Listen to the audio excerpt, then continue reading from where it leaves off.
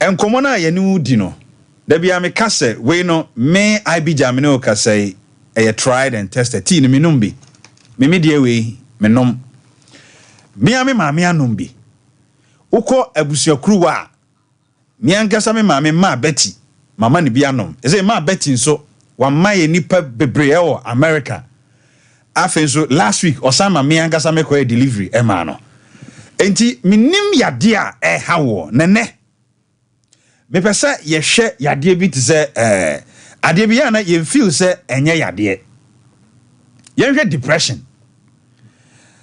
Depression. Obroni beka say depression is a complex and multi-phased mental health disorder characterized by persistent feelings of sadness, hopelessness, and lack of interest in activities. Okay? You will be a depression at no. Or why just say as someone and yaure who crampuna na uraho. Now remember mood swing. Just say untimi mini ye e ya dwinimo how e ya de uhia dafinal sabati. Depression at you.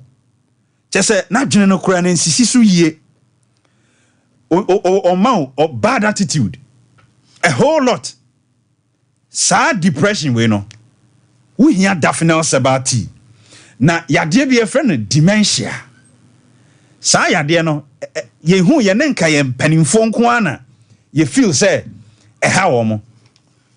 Bra se o maame e wo sa challenges ni bia bomodin se obema no Daphne's herbal tea o ho asa ne wura ho asa ne wura fi ne ho na dwene nsisi so che se eniema bia o ye no o nte ase dementia no eno no na yanhwe bibit se Parkinson diseases.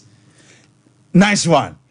All right. I was here no fe mi ankasa me wo fa omuna samwa bema wa besra mu via of a fantastic akra me of omuna samwa bema abesra of atanse na me nton ti ni nwina ye ni nkombo Mr. Parkinson disease o wa na ne ho woso ne ho popo che e Daphne sabati e na wo hia Mr. Sa Parkinson disease no ebi o ho a nipa ne bones mutimi ye stiff ne nerves mutimi ye stiff obi o ho de ne ho enwoso ba ne bones ne mutimi ye stiff no aye gase Mr.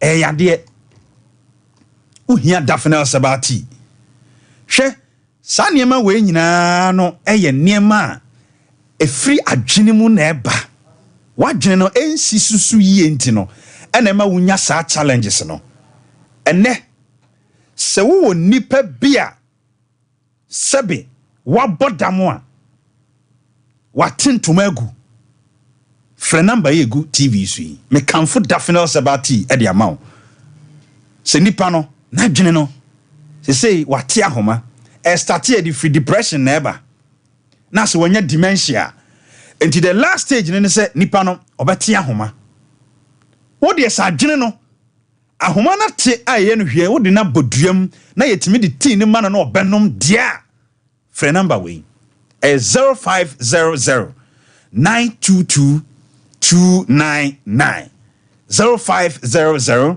922 299 and I say 0244 941 097 0244 941 097 hwe stroke de obi ato form wo de obi ho ane fa no nko ana adwojo ena sa diseases ya mekan ye obi ho a ni tinku ana ye adwuma ni nipadua ne nyina anya adwuma me pacho uhia Daphne sabati obi a stroke na de na to form no ni fa pe ena ye adwuma adroi anything ebe mawo wasan asore biom diabetes kuro atu aye kwankro enti ama wo hunu wo ho ano a me kanfo Daphne sabati e de ama wo hwe ye wa rabi next week ye ba me ni video beto so ekura tu ne nsa ho ase no etu ne ha free ha abesia sister Evelyn na de aduro no kokoma no cancer enokura ne de diabetes kuro e dan nsa ne ha free ha besia next week me ni video ba kira mo nyame adom ekuro no ko enti kuro rasta ben diabetes kuro ben ebi mu kura wo insulin panie ebi mu denro so daphne sebati nti no say o ma gyan no nenom na me ka kire wo say adroi preservatives bi anim yemfa flavor bi anka ho raw herbs from the forest nti any side effect bia obiet menom gisa wo ye oba pemfo men twen nyare ansa so obi anya snake bite yesi wo waka obi poison e fro nom daphne sabati akwada bia nom poison daphne sabati na bi say infections nom no de say gonorrhea mo ne syphilis nom no de eno no de etnete stomach ulcer anaju bi eba me throw challenge am me ma 4 days say ankwa brasumpa ha metria usika na de toy na ma minim de America say wo stomach ulcer na say onum daphne sabati for 4 good days na wo tipen ni bi ma bra me hona beji usika metro challenge no numbers no 0500 922 and I said 0244941097. Me say life threatening disease and ne mo ankasa me bama mo yo bi a wadwene mu hawo say ye dementia adwene no wadwene nsi so o ho ase wa bre na adwene no say ye obi okura mu di traffic mu kura mpo no car no esi ho na ne wura fini ho say o twi car uhia sa daphne sabati bi wadwene ne ntimi nya adwuma yie wa watentuma guo wa bodam me kanfo daphne sabati e de amawo bra o final words na yen sorry bedasi said okay no eno anu aka no nsem ni nyina anu obo anu na waka no yeah na ti no so bio no so yen ton bi o ba bia nice one yen ton bi o ba bia obi obeka cho se yen ton bi o ba bia nada no correct daban new site kuma se ahodo daban new site hon ko na ti ni bi o nice one ti amafo bia ntutu mika no be pe binto na be boa wo right bedasi abusia daphne empire ana yekodi enkomo no ai wo re untimi modina o se IBJT na odi ho enkomo no over betrase abusia na me ofo mna samwa ba besra mi o no ofa de techniques o woro ofa na enkomo a yedi no yedi cheating ho enkomo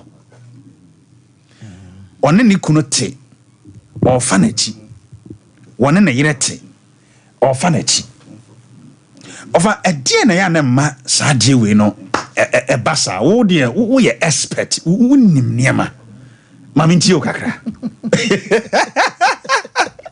IBG wofa mami ntia etifo ne that's right ya fans nya echa mo nice one wo de mi twam ba sen ko ai ana me se menye opanikasi we wo mafidie so de mi dwumadie so wofa mba nkosa wabra wonte ho Azamna na okay. Nice one.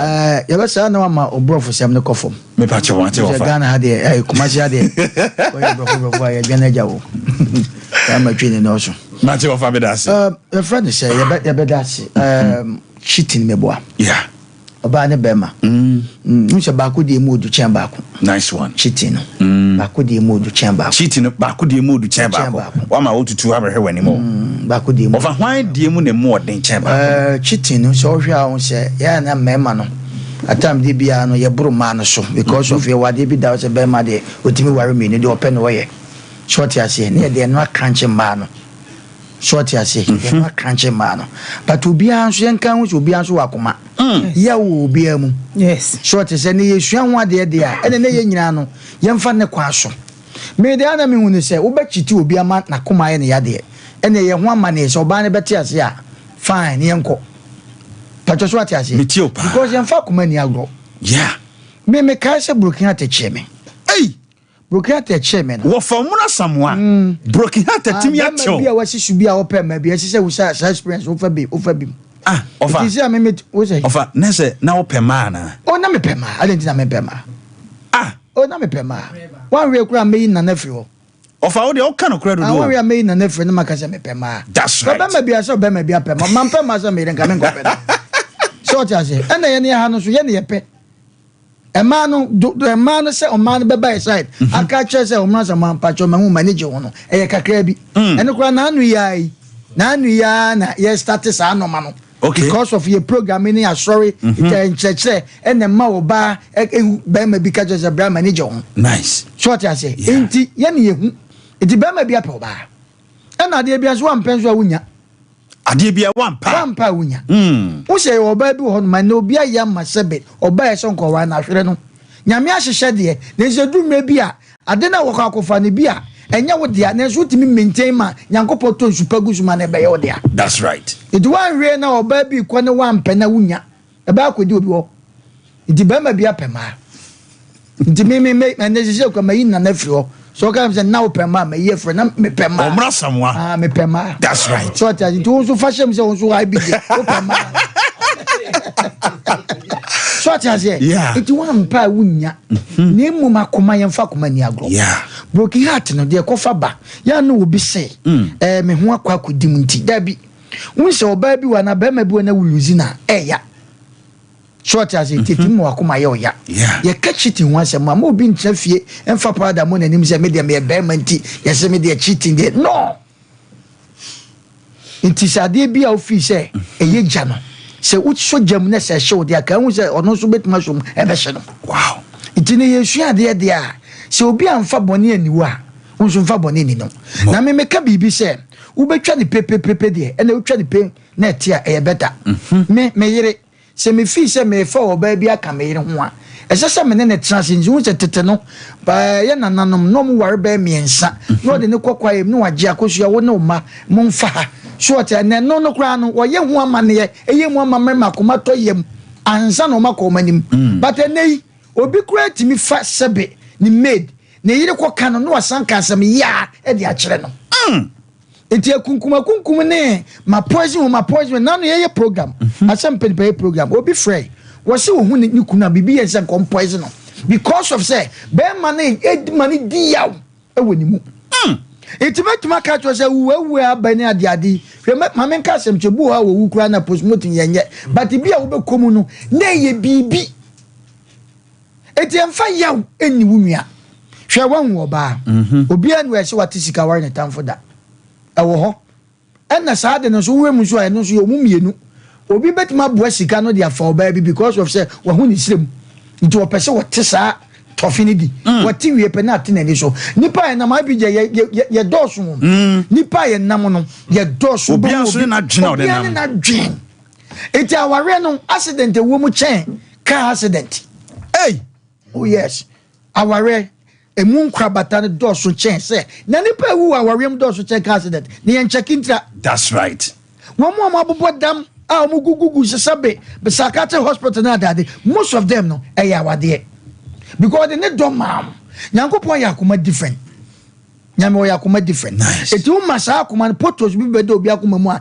ekwa accident eti sese ni pa hu saade no but especially Ghana ha krambo de yare some ka to Ghana awale kra de yare kra ye ni mu re ye bibia me yare awale yare sex yare say ye kan sempa che ye kunu ye yere yare ofada ku mehye da invite you mate amwa be bawra hono ma do mre ne awbon awuzia mi ankasa me wofa omra samwana evesra me no yes edura nwumra from 7 to 10 ube hia no asem penipa so me wofa yi eneme kura no oye guy say I want to do I mean deal cheating who asem na ye ka no minister cheating said o sika yidi ade ntina aka ho o de kan asem wadawroma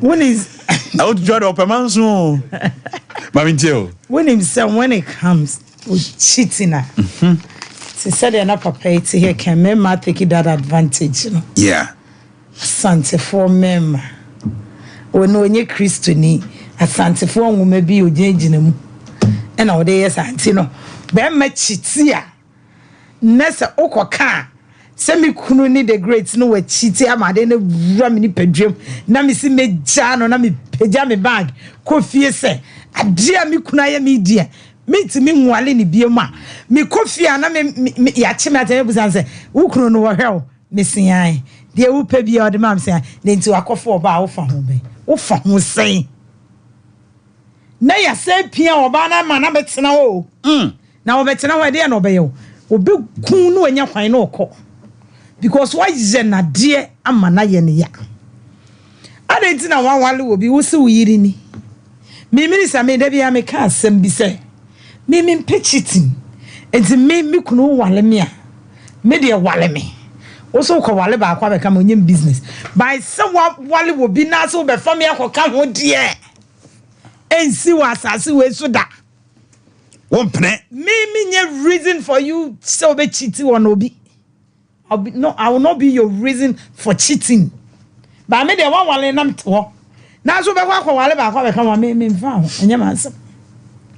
But say wo wale wo bi. Na say I want to do abese koto so de. What do you mean? Me na me nko ye ayi. Eh friends ye ne keto an mama sam nye de. Baby a wasam nye de. Eti me si mad cheating. Minister me se rehabilitation centers adie ko chechia homes adie me guwa awale nti cheating ti obi edi 40 years who na beka so odi be 55 years 60 years ni kunu di obi twa ne mpoa wonim ne ya se oba ne ye do obi twa mpoa wodi edi wonim ani be se ko he yonko ba enti no obekwa ama ne ho atono wo fi se oba na wo ne to no se me da bia me ka se me ye be ma na ne meto na ukochiti a me ne wunko minister meko because moment na wo chiti ye na ka kire me say you don't need me anymore so wo hear me a wo be fa me chi Debbie enye mistake me pesa de and the great me pesa mistake ni say I will come some I will come some I would me that would you always supported me come some minister say wo hear me a wo be fa me chi so wo hwe na mistake for mistake no call yere so what the mistake no what the fabra meji oh I will make you be a come some minister me moment I will be cheating na me hu no I think he said you don't need me anymore. So we hear me and you will not cheat. So we hear me as your wife. Why will you cheat on me? And then when it comes to my part, dear, and my own, oh God, minister, oh, a man, cheating, I am cheating. I will not advise any oba say obey cheat on them. Yeah. Me de be because I will feel someone never matter. What and none no than said they will see and no than umpe. Because oh baby oh ni kunu ne the great man is continuing and 9 years. Okay. No asako fucking George. Na King George so they were boy but on man is sika. Ni kapre. We ni kapre. Eti oba ha say ya what's in the feeling? Okwa ha no akonye sika. There's a Fanta face Coca-Cola body. It's wrong. Whichever way out is wrong.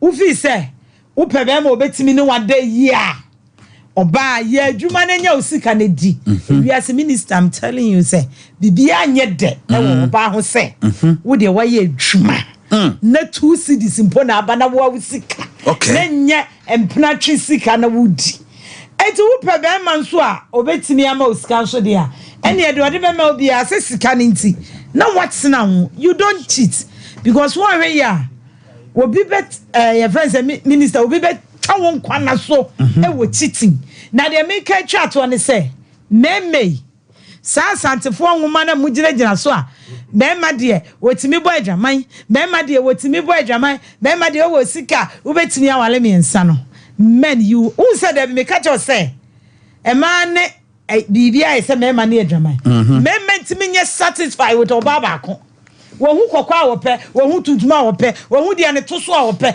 afi minister next week e beto us mate awo tutu ana wote ne enkan no anopai enchia soronko enkoma miangasa menua ba Gifty Grace Amoa o ye adwuma wo otu asikan Bank PLC Mampon branch ena wo anopai o hweme adwa nyame shao one your husband nyame onfam fra adomo enko adomo odi ankasa nso so sade adom nyame ensha pa Kevin mamenye birthday we sisi ana the great mo emrem happy birthday to you Nana Amma Lily Pearl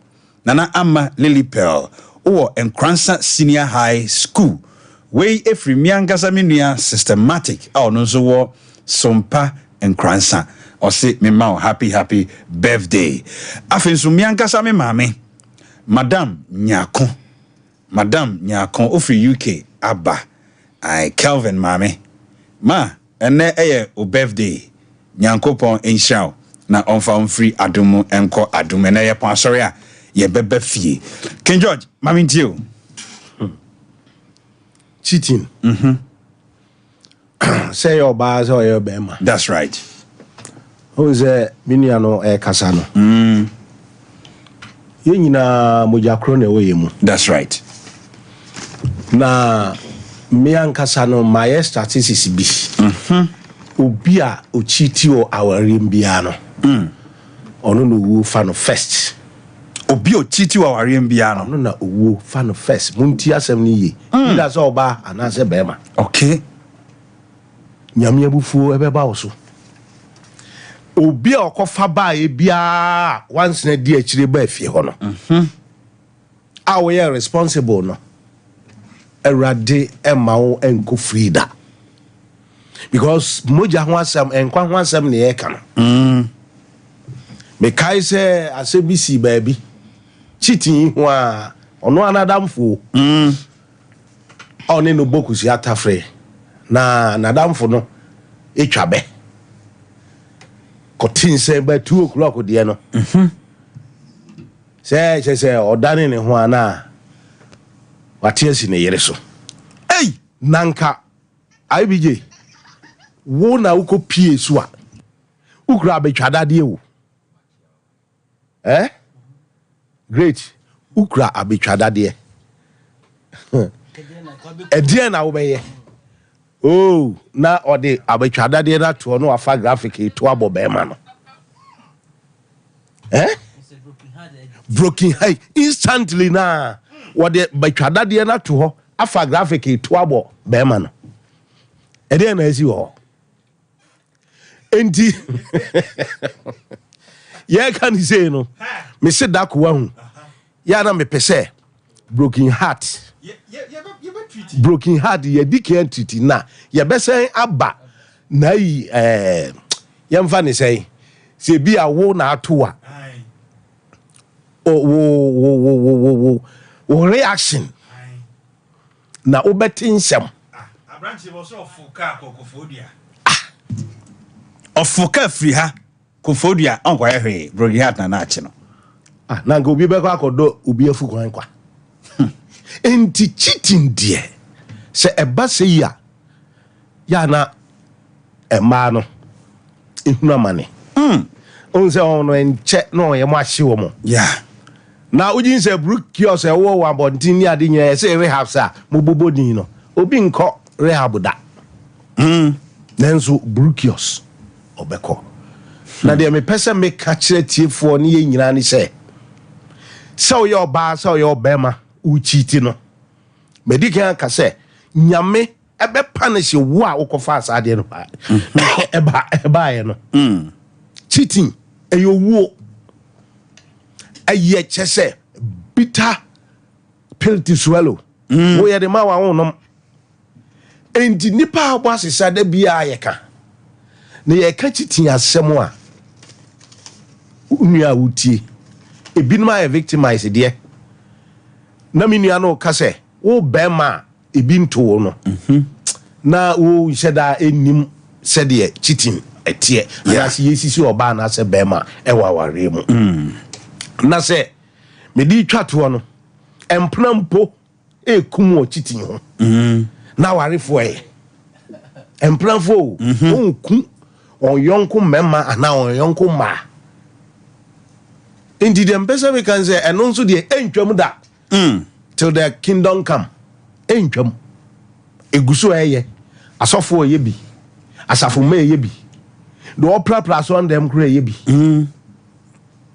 indi dem pesa me can say me de masem ba wiye no wo a ebeto no nkwan a esese ofaso na ni nyina pejawani na hwesoro ehonko ana omo abetimi efiaba anyesa ituo ne kro wa wobeto sika ne kro wa wobedi awu erade hu ya mobo right cheating ho enkomo ena ye dino ha mamenda me designer say Adus collections wona wo hye matade kwasie da bia every Sunday adu nyankopon entono bo ase na onhira no onye okese wate medawase pi ewo sede ukrukra men na ene atade ehemi wana osan ede ema men se opese o reach out to Adus collections a owo Pankrono Kodua Junction usane down ho kakra bia babia enkasa bites ewo no eho pe na Adus collections ewo se ope suit African costume every tese atade bia ope bia no Adus collections ebeyama the numbers no 0248 849036 0248 849036 catcher Adus collection say IBJ say pamata de mame the great mamintio cheating IBJ senior cheating ekumuni pa bebre o sa cheating ha cheating amani pa bebre abodam cheating de cheating ye enyasem ketwa kamene wa kaminwuram ade ani pa bo hu dawro sa ade enye ukoye wia na afi na wanu ho mehunu yanka cheating emani mewuram na unim ne courses mama ma ne courses bia edeba de edeba bia akono boni pa ebi nsusu ye dwe se bia oba no ne dwenti mekire no tubo nse ne be ma na fa kwan bi so se mekire me fo ba foforo ebi ye dwe courses le bi no ebi nsu ye honhom boni ntimi ma courses sa onhu de beye na akwakoye ebi nsusu ye sika pententem sika ni bre ti me pese menye sika enti be ma we me de me ho fore no magine sika etwase me de me ho ma no saa na ebisu ya ahokyere obi o ha nan ko mpese obeye but ahokyere binti na obi so ma ne sika no na nya na koma mo mpese obeye but ne sika nipa nde be ma ne ntino no ho akyere ntino na wakwakoye ena ebi nso so ye spiritual ebi ana oni ne ho spiritual bitimi koso nipa ma otimi titi na se sunsun ne bowra na ohun de wonye there's a particular lady bi omne ne ba ha ono se sunsun ne bowra na de ne bo ahyawo e bowra no no de ahyawo nko ana wobo sa ena ebi nso so ye ebi abema ne hu ni ho so ti oba no watena ho ahun de wonye nti ba sa na akwaje se ne mempe ba bi mfa na jame so memfa nya me hafa na esunsun sanso no enyasem ketwa enne de edam bebira ma nipa enne de ahokyere bebira aba nipa so enne na ye bompa ya nyamintie ogina ho akotiti nso obegina ho bompa ya ru hele baba de na wuyi mame ede na wuyi hwensun sanso bi e woso e ma wo so ekofom okoye titi na we ya oyem de bram ye ka ho asem ze ye ka ho asem de waye bi dan bo ho adum ti no o titi no yam hyehye no de ondum na ne yam hyehye no obon se na e boni brim titin emma enipa anigye kofom titin emma enipa anigye kofom emma o finances so ekofom usikasem titin we ye titin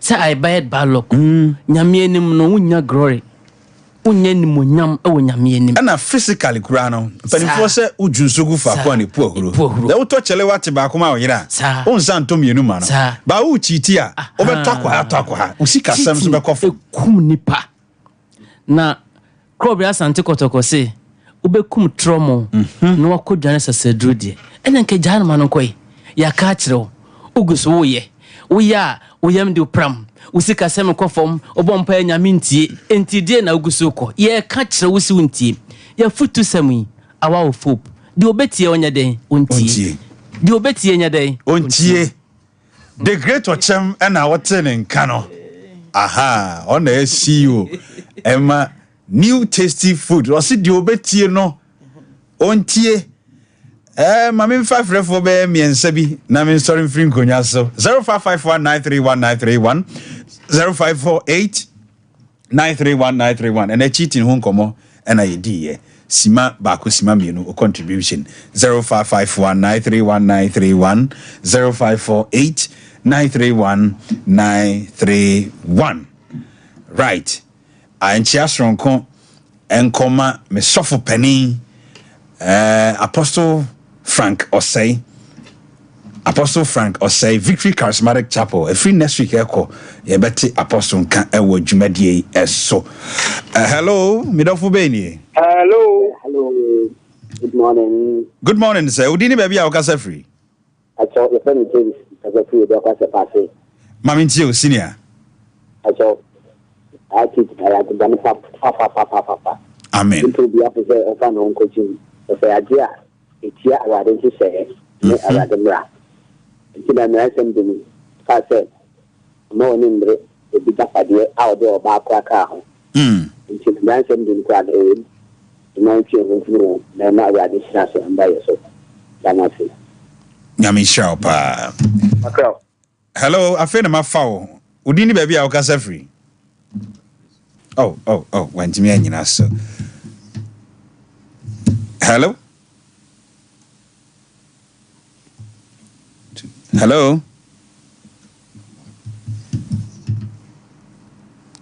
udini baby a okasa free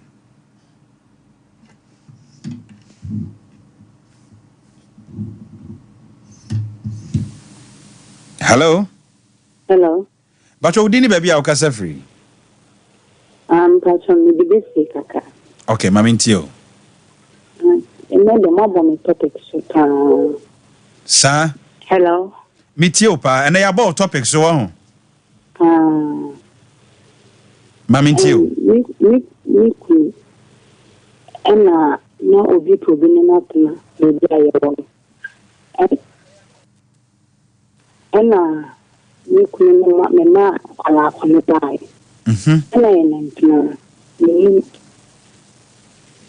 Ukro de nempana na ne obetena ye. Na sister be so problem na tena. Me catch me ku. So be bi o won. Akoya bi problem na tena na so na ma ne. Na me nim se nempana. Be me betena sister nempana. Sister ne chen say if you come as well into a big amount of that and into when sister need to catch them and again sound on the coil. It's not me, you couldn't my baby or woman. Actually, crown and the big slam mansion. That's one in number. A quality couldn't first look at your personal number.